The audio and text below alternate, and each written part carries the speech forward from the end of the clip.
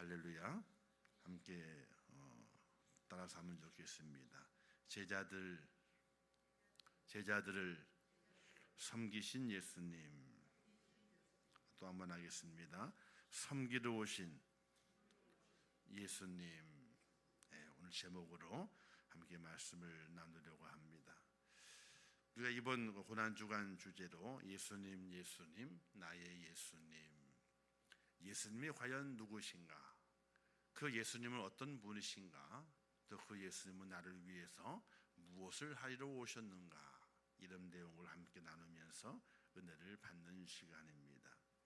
오늘은 제자들을 섬기신 예수님의 모습을 통해서 섬기러 오신 예수님의 그 본 모습을 깨닫고 오늘 내게 베푸시는 그 섬김과 그리고 내게 부탁하시는 주님의 명령이 무엇인지를 다시 한번 깨닫는 복된 시간이 되기를 원합니다. 예수님이 이 땅에 왜 오셨는가? 죄인을 위해서 오셨다고 했죠. 또 우리의 연약함을 담당하시기 위해서 오셨습니다. 그리고 예수님께서는 섬기시면서 섬김의 본을 보여주시기 위해서 이 땅에 오셨습니다. 예수님의 제자들이 예수님을 3년을 따라다니며 예수님의 공생애를 함께 했습니다. 그런데 그들이 노상에서 다투는 일들이 자주 일어나게 됐습니다. 처음 따라다녔을 때는 그런 일이 없었지만은 점점 많은 군중들이 예수님을 따라다니고 예수님을 환호하고 또 그 예수님께서 이적을 행하실 때마다 큰 능력의 이적을 눈으로 보게 되었고 그 당시에 종교 지도자였던 바리새인들과 서기관들이 예수님 앞에 꼼짝을 하지 못하는 권세 있는 예수님을 발견하다 보게 되니까 그들의 마음속에 새로운 희망이 생겨나게 됐습니다.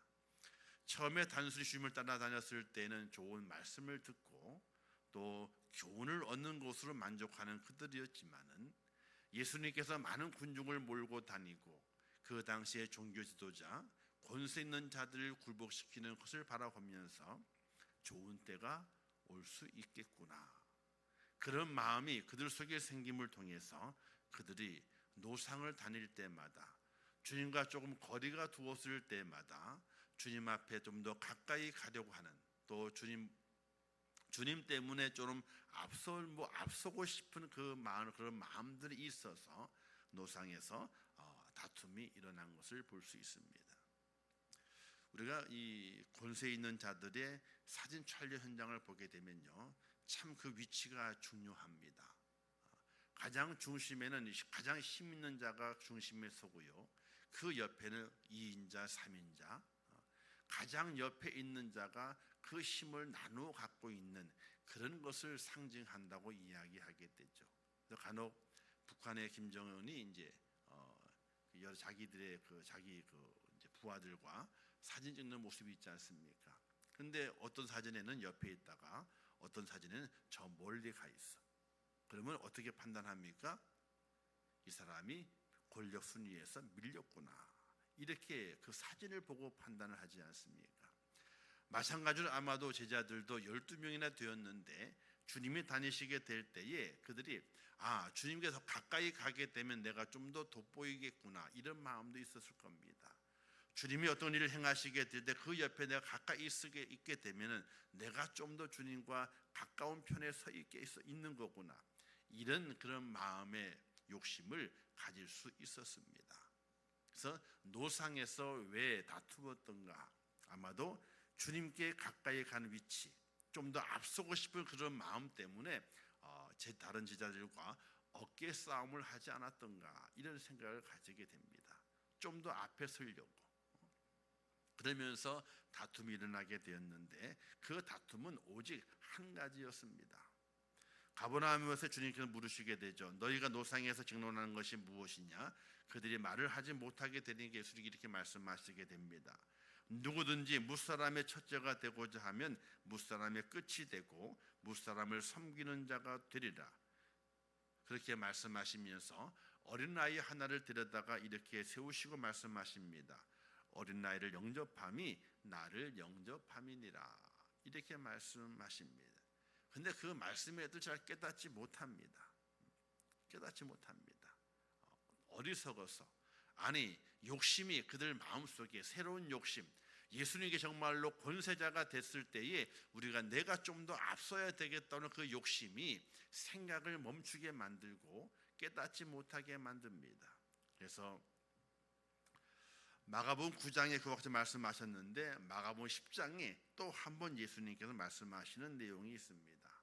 이때 세베대의 아들 야고보와 요한이 주님께 찰싹 붙어서 이렇게 말합니다. 예수님, 주님의 영광이 임하게 될 때에 우리를 하나는 주님의 우편에 두시고요, 하나는 주님의 좌편에 두면 좋겠습니다. 이 이야기를 합니다. 아니 9장에서 마가복음 9장에 분명하게 첫째가 되고자 하게 되면 끝에가 된다 그랬는데 10장에서 세베대의 아들 야고보와 요한 두 형제가 주님께 찰싹 붙어가지고 주님의 영광이 임하게 될 때에 우리 둘을 하나는 우편에 하나는 좌편에 세워달라고 이렇게 부탁을 하게 됩니다. 제자들이 화가 났어요. 야, 저 형제가 작당을 하고 우리 10사람을 내팽개쳐 놓고 이 주님께 딱 붙어가지고 좌우편에 세우게 해달라고 화가 났습니다. 이때 주님께서 이렇게 말씀하시게 됩니다. 너희 중에 누구든지 크고자 하는 자는 너희를 섬기는 자가 되고 너희 중에 누구든지 으뜸이 되고자 하는 자는 모든 사람의 종이 되리라. 그리고 이어 말씀하시기를 인자는 섬김을 받으려 함이 아니요 도리어 섬기려 하고 자기 목숨을 많은 사람의 대속물로 주려 함이라. 이렇게 말씀하셔서 그들이 논쟁하는 것을, 으뜸되고자 하는 것을, 섬김받는 위치에 올라가는 것을 주님께서 교훈하시고 깨닫게 만드시면서 그것은 잘못됐다. 섬김을 받고 싶게 되면 섬기는 자가 되고 으뜸이 되고 싶게 되면 너희는 도리어 끝자락에 있게 되는 그런 어리석은 자가 될 수밖에 없으니 크고자 하는 자는 오히려 섬기는 자가 되라. 이렇게 교훈하시게 됩니다.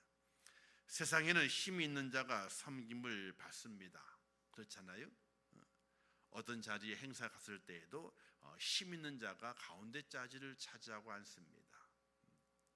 힘이라고 하는 건 세상의 힘이죠. 권세라든지 물질이라든지 또는 명예라든지 이게 높게 되면요 자연적으로 높은 자리에 앉게 되어 있습니다. 하지만 그리스도인은, 성도는, 주님의 제자는 세상의 가치관을 따라 섬김을 받으려 하지 말고 천국의 가치관을 따라 섬기는 자가 되라고 예수님은 말씀하신 것입니다. 천국에는 힘이 있는 자가 섬기는 자가 되게 될 때에 그가 바로 천국 백성이라고 하는 것입니다. 힘 있는 자지만은 섬기는 자가 되게 될 때에 천국 백성이라는 사실이죠. 교회의 직분은 섬기는 직분이기에 겸손히 섬겨야 존경을 받습니다. 주님께 하듯이 섬겨야만이 하나님께 인정을 받게 되고 하나님의 영광을 드러낼 수 있게 됩니다. 마태복음 7장 12절 말씀에서도 그러므로 무엇이든지 남에게 대접을 받고자 하는 대로 너희도 남을 대접하라. 이것이 율법이요 선지자니라. 이렇게 말씀하시게 됩니다. 교회의 모든 직분은 한 가지 공통점을 가지고 있는데 어떤 공통점이냐? 섬기는 직분이라. 이 공통점입니다. 주님께서 이처럼 섬김의 사역을 중히 여기심으로 우리는 언제 어디에 있든지 항상 섬기는 위치에서 처신하도록 힘써야 하는 것입니다. 에베소 4장 말씀에서 그가 어떤 사람은 사도로, 어떤 사람은 선지자로, 어떤 사람은 복음 전하는 자로, 어떤 사람은 목사와 교사를 삼으셨으니 이는 성도를 온전하게 하며 봉사 일을 하게 하며 그리스도의 몸을 세우려 하심이라. 이렇게 말씀하고 있습니다. 수많은 직분이 세워지고 그 직분을 감당하게 하는 이유는 다른 것에 있는 것이 아니라 봉사 일을 하게 하면서 그리스도의 몸을 온전하게 만드는 그 역할을 감당하라고 하나님께서 세우셨다. 이렇게 말씀하게 됩니다. 하나님의 자녀여 주님의 제자 되는 우리 모두는 섬기는 봉사자가 되어서 교회를 온전히 세우는 일꾼이 되어야 합니다. 섬김이 없이는 교회의 몸을 세우는 자가 아니라 짐을 지우는 자가 되게 되지요. 우리가 사랑을 이야기를 많이 합니다. 또 믿음을 많이 이야기하게 됐죠. 자, 사랑이 온전히 세워지기, 사랑의 열매를 맺어지기 위해서는요, 믿음의 열매가 맺어지기 위해서는요, 꼭 필요한 것이 있습니다. 드러나지 않는 곳에서 열심히 일하는 부분이 있습니다. 나무에는 뿌리가 있습니다. 그 뿌리가 땅에 단단히 박혀서 햇빛을 보지 못하고 어두운 곳에서 양분을 계속해서 빨아들여야만이 나무가 자라 열매가 맺힙니다. 사랑의 열매를 맺는 것도 이 섬김과 봉사, 희생이 없이는요, 사랑의 열매를 맺지 못합니다. 얄팍한 사랑은요, 금방 꽃이 져버리고 맙니다. 그 사랑이 열매를 맺어서 다음 씨앗을 보기 위해서는요, 뿌리에서 계속해서 영양분을 빨아들이는, 햇빛을 보지 못하고 또 인정을 받지 못하고 캄캄한 곳에서 그 뿌리에서 그 영분을 빨아들이는 애씀과 희생의 노력이 없이는요, 열매가 맺혀지질 않습니다. 이 땅에 그 무엇도 희생이라고 하는 것이 존재하지 않으면요, 아무것도 될 수가 없다는 사실입니다. 가정 하나만 보더라도 식구들이 다 희생하고 애쓰고 봉사하게 될 때에, 섬기게 될 때에 그 가정이 온전하게 됩니다. 열매만 따르고 했을 때는요, 그 가정이 온전히 될 수가 없습니다. 어느 곳이나 마찬가지입니다. 회사도 마찬가지요, 가정도, 교회도, 어떤 작은 모임도 마찬가지입니다. 그 속에 희생이라고 하는 보이지 않는 곳에서, 캄캄한 곳에서, 남 모르는 곳에서 영양분을 빨아들이는 애씀이 없이는요, 아무것도 맺힐 수 없는 것을 우리는 잘 알아야 됩니다. 예루살렘 교회가 최초로 7지사를 세우게 된 것도 봉사의 직무를 위해서였습니다.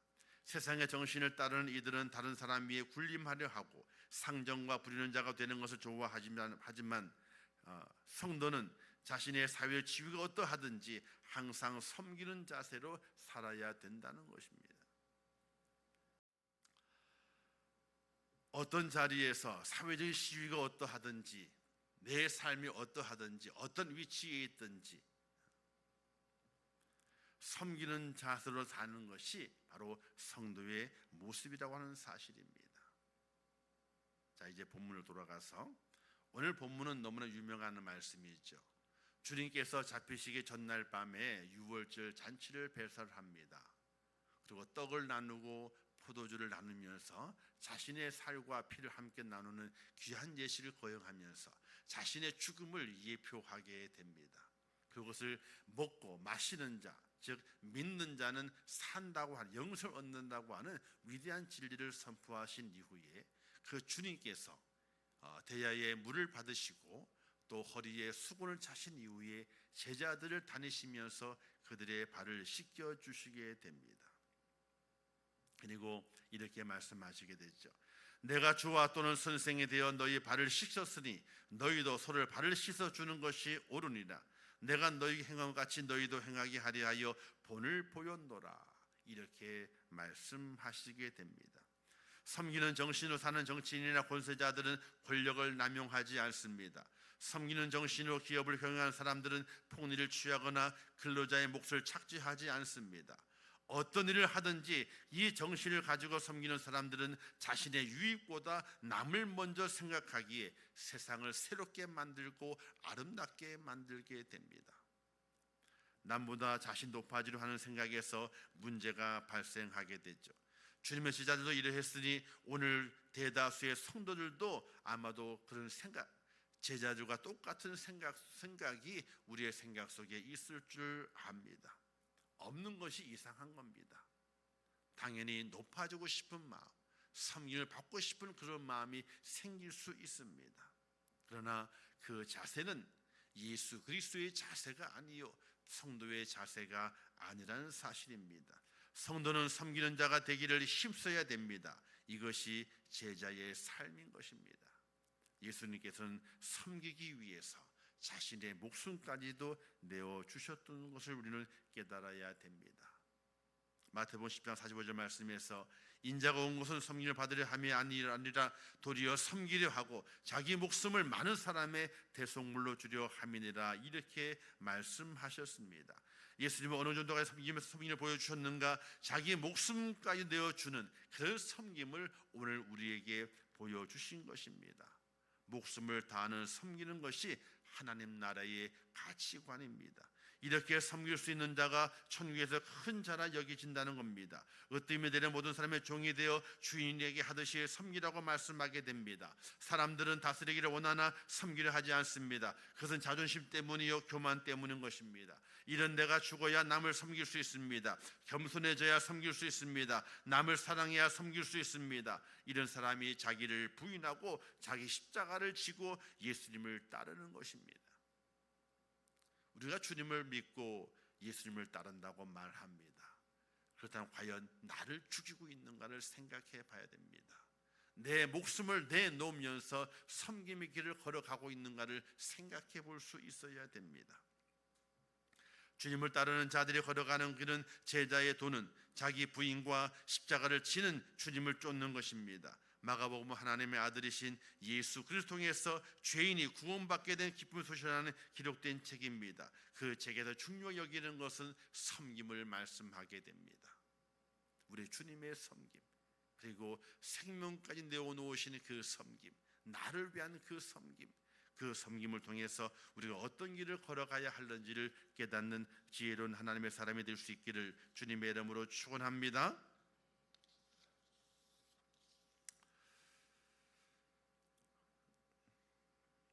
사도들은 복음을 전하되 말로만 아니라 그 십자가의 신앙을 행동으로 증거하지요. 주님의 제자로 따라다녔을 때는 그렇게 하지 못했습니다. 그러나 주님께서 자기 목숨을 내어놓는 섬김, 십자가의 그 섬김을 보여주신 이후에 제자들도 그 길을 따라갑니다. 자신의 목숨을 내어놓습니다. 복음을 위한 섬김을 위해서. 그리고 다 순교를 당합니다. 우리가 주님을 섬기려 하면서 조금 더 희생을 원하지 않는다면 어떻게 섬길 수 있겠습니까? 예수님께서 우리를 섬기시기 위해서 목숨까지 내어주셨는데 그 은혜와 사랑을 받은 우리도 주님과 교회를 섬기게 될 때에 목숨을 다할 수 있는 그 섬김이 오늘 우리 속에 있어져야 됩니다. 우리는 주님을 닮기를 원한다고 고백합니다. 하나님의 거룩함을 담기를 원한다고 고백합니다. 거기에 섬김이 빠지게 되면요 절대로 닮을 수 없습니다. 절대로 닮을 수가 없습니다. 예수님은 섬김으로 천국의 모습을 보여주셨습니다. 말보다 행동으로 섬김의 본을 보이셨습니다. 섬기기 위해 목숨까지 내어주셨습니다. 이 고난중간을 지키는 성도 여러분, 새벽을 깨우며 기도하는 우리가 참 제자의 길을 갖기 위해서는 주님 가신 그 길, 너희도 이와 같이 행하라 말씀하신 그 섬김의 길로 가게 될 때에 오늘 우리는 주님을 닮을 수 있고 십자가의 그 고난의 그 흔적을 내 몸에 남길 수 있는 하나님의 사람, 축복의 사람, 영광의 날이 임하게 될 때에 그 영광의 주인공으로 오늘 우리가 세워질 수 있다는 사실을 꼭 기억하시면서 성도의 길은 다른 길이 아니라 내가 섬기는 길이라, 하나님을 섬기고 이웃을 섬기고 사랑하는 그 길이 바로 성도의 길이라, 그 길을 깨닫고 그 길을 온전히 걸어가 마지막 주님이 임하시는 그때에 칭찬받는 자리에 다 높이 올라가시는 그런 축복자가 꼭 되시기를 주님의 이름으로 축원합니다. 기도하겠습니다. 좋으신 아버지 하나님, 오늘 고난주간 4일째를 맞이했습니다. 우리 주님께서 제자들을 섬겼던 그 섬김을 오늘 우리에게도 말씀하시고 내가 너희에게 본을 보였으니 너희도 이와 같이 행하라 하신 말씀을 우리의 마음에 깊이 새기게 도와주시어서 주님의 그 섬김을 본받을 수 있도록 은혜를 허락하여 주시옵소서. 섬김은 희생을 동반해야 됩니다. 희생이 없는 섬김은 아무것도 아닙니다. 아버지 하나님이여, 희생을 동반한 섬김 있게 도와주시어 진정한 섬김을 통해서 하나님의 뜻을 이루어가게 하시고 하나님을 기쁘시게 하는 믿음의 성도가 되게 하시며 주님 가신 그 길을 자기 십자가를 지고 겸손하게 따라가는 하나님의 사람 될 수 있도록 은혜를 베풀어 주시옵소서. 이제 얼마 남지 않았습니다. 주님의 부활이 얼마 남지 않았습니다. 더 간절하게 주님의 부활을 사모하면서 이 고난 주간 주님의 그 십자가의 그 흔적을 내 몸에 남기는 하나님의 사람이 되게 하여 주옵소서. 예수님의 이름으로 기도하옵나이다. 아멘.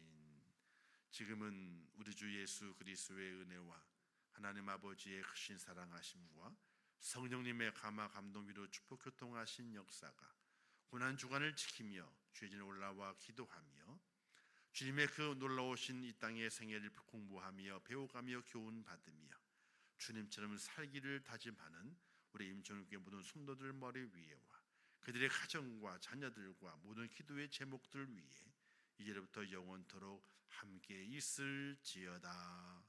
아멘.